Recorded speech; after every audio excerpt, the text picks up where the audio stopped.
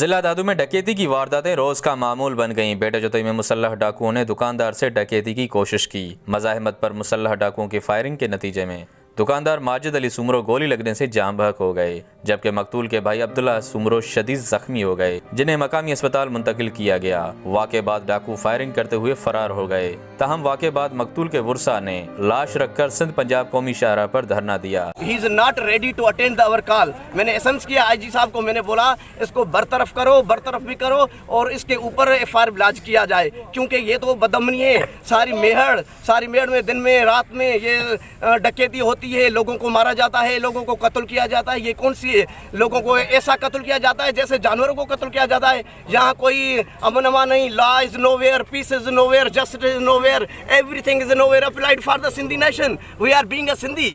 हमारा ये मुतालबा है कि इस एसएसपी दादू पे एफआईआर काट लो, तब बस हम धरना खत्म करेंगे। एसपी पे एफआईआर नहीं काटेंगे तो हम लाश रख के इधर बैठेंगे, 2 दिन लेंगे, 4 दिन, जब तक एसपी पे खिलाफ एफआईआर नहीं काटेंगे, एसपी को अरेस्ट नहीं करेंगे, तब तक हम धरना खत्म नहीं करेंगे। मुजाहिरीन ने आईजी सिंध से एसएसपी दादू डॉक्टर फरुख रजा मलिक की फौरी बरतरफी का मुतालबा किया।